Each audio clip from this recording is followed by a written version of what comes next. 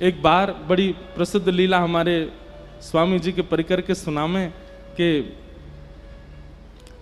एक बार प्रिया जी ठाकुर जी दोनों गए स्वामी जी के पास। स्वामी जी नित्य मानसी में विराजमान रहे हैं, यमुना जी के तट पर नेत्र बंद करके और मानसी में चले जाएं और वह मानसी में प्रिया प्रियतम को दर्शन करें।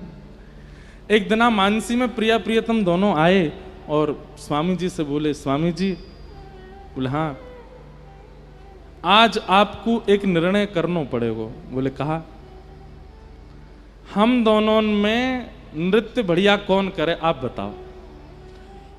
प्रिया जी बढ़िया नृत्य करें कि मैं बढ़िया नृत्य करूं।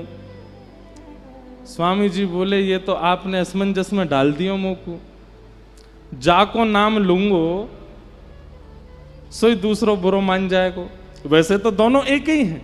बिहारी को मतलब ये आप जो कुंज बिहारी कहते हैं या को मतलब केवल ठाकुर जी नहीं, कुंज बिहारी मतलब कुंज में जो विहार कर रहे हैं। वो विहार अकेला नहीं करता है, दोनों करते हैं, युगल करते हैं। बिहारी को मतलब युगल है, बिहारी को मतलब ठाकुर जी नहीं है।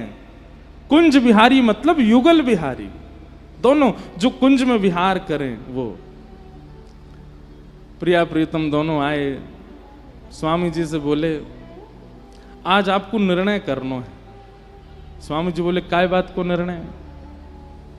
हम दोनों में बढ़िया नृत्य कौन करे? स्वामी जी बोले अब ऐसा तो मत करो, ये तो पक्ष बड़ो विलग है जाएगा। बोले नहीं नहीं आज आपको करना ही पड़ेगा। श्री जी बोली हाँ आज हम भी यही पक्ष में है कि आप निर्णय करो दोनों में बढ़िया नृत्य कौन करे। स्वामी जी बैठे हैं और सामने श्री वृंदावन में यमुना जी के तट पर प्रिया प्रियतम दोनों खड़े हैं। ठाकुर जी अपने गाजे बाजे वाले ने लेके आए, संगीत वाले ने, श्री जी के अपने आए परिकर के सब। बोले पहले कौन करेगा? पहले श्री जी बोली पहले हम करेंगे और हम जो करेंगे वाक्य बाद वही ताल वही धुन पर ठाकुर जी करेंगे और फिर आपको निर्णय लेना दोनों में तो कौन से ने बढ़िया किया। ठीक है। मृदंग बजने प्रारंभ भई, वीणा मजनी प्रारंभ भई और श्री जी ने सुंदर नृत्य करनो प्रारंभ कियो। ऐसे सुंदर सुंदर भाव भंगिमा हाथन की ऐसे सुंदर सुंदर कला करन लगी। ठाकुर जी देख रहे हैं दूर खड़े है कि अपने संगीत वाले कह रहे देख ले ये ताल बजानी या तो बढ़िया बजानी है, मैं करूंगा फिर स्वामी जी निर्णय देंगे।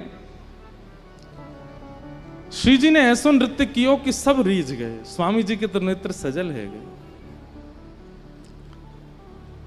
श्री जी विराज गए, स्वामी जी करताल बजाने लगे, जय हो प्यारी जी को जय हो, आहा कैसा सुंदर नृत्य कियो।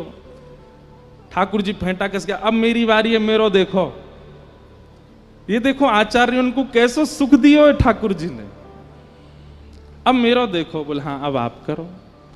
ठाकुर जी नृत्य करने लगे। ठाकुर जी ने ऐसा नृत्य किया, घूम घूम करके महाराज जो पीताम्बरी पहने ऐसी खुल जाए ठाकुर जी की। मुकुट जब घूमे ठाकुर जी द्रुत गति में तो ऐसा लगे मानो जैसे मोर ने अपने पिच्छ खोल लिए हों और सबरे मोर पंख खोल करके नृत्य कर रहे हो।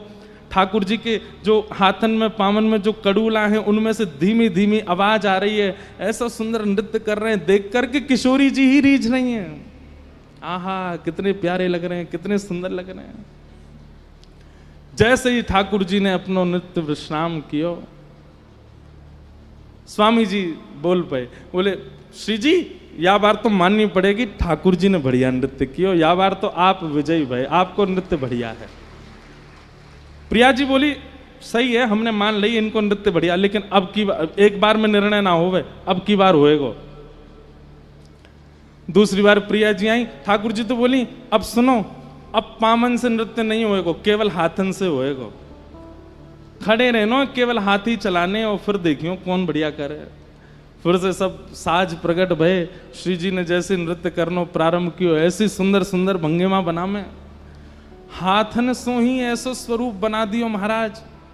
ऐसी ऐसी मतलब अब जो नृत्य करें वो जाने कैसो कैसो भाव बना में।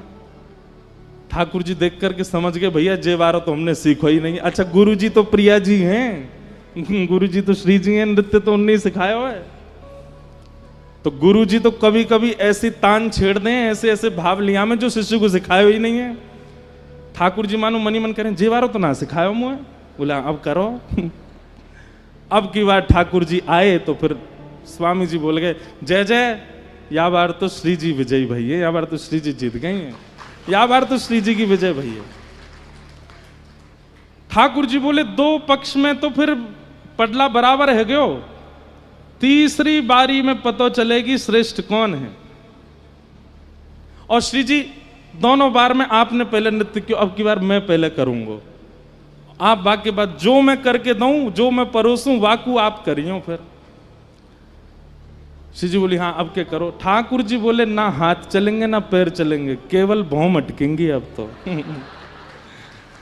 अब तो केवल सहन चलेंगे, अब तो केवल मुख की आकृति से नृत्य होवे, ऐसा नृत्य होवे। अरे भैया, कोई मुख से केवल हंसे ही नहीं, बोले ही नहीं, एक ही रस रहे, कितने हाथ चलावे पैर वो हम बढ़िया लगेगा। मुख की आकृति यदि सुंदर नहीं बनी हो, हाथ पैर खूब चल रहे हो, तो रस नहीं आवेगा। और मुख के भाव भंगिमा को करवे में तो हमारे लाल जी सबते आगे। किशोरी जी बोली, ऐसो लेके आए हैं जामे मैं इन्हें हरा ही नहीं सकूं, क्योंकि भैया इनकी मुखाकृति, इनके सैनन पे, इनके नेत्रन पे कौन वारी नहीं जावे। मृदंग बज रही है, कांसे बज रहे हैं, बीणा बज रही है, और ठाकुर जी हिल नहीं रहे, केवल अपनी भौं मटका रहे हैं, अपने नेत्र चला रहे हैं, अपने गालन को ऊपर नीचे कर रहे हैं, और ऐसे ऐसे सुंदर सुंदर भाव बनामे। भैया स्वामी जी की तो कहा कहें, दूर बैठी बैठी हमारी श्री जी ही मोहित है गई। बोले, आहा लाल जी तो आज बड़े प्यारे लग रहे हैं, कैसे कैसे वारी जाऊं। अंत में ऐसी स्थिति है गई कि श्री जी स्वयं को रोक नहीं पाई और उठ करके आ गई, और श्री श्याम सुंदर के हाथ पकड़ करके दोनों रास करने लगे, दोनों उनको रास विहार प्रारंभ है गया।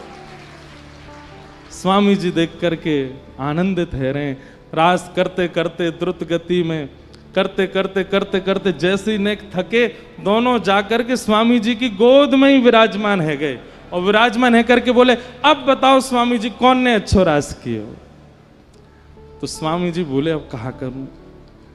तो भुजा तो धर दी ठाकुर जी के ऊपर और मुख कर लियो किशोरी जी के ऊपर। मतलब एक अंग से तो ठाकुर जी को विजयी बता रहे हैं और मुखाकृति से श्री जी को देख रहे हैं। आपने ही सबसे बढ़िया किया, और यहाँ पे ठाकुर जी ऐसे इशारा कर रहे हैं, उन्हें नहीं आपने किया। तब दोनों मिलकर के बोले, स्वामी जी आप तो बड़े रसिक हो। तब श्री नाभा जी कह रहे हैं, रसिक छाप हरिदास की। ऐसे स्वामी जी महाराज रसिक हैं।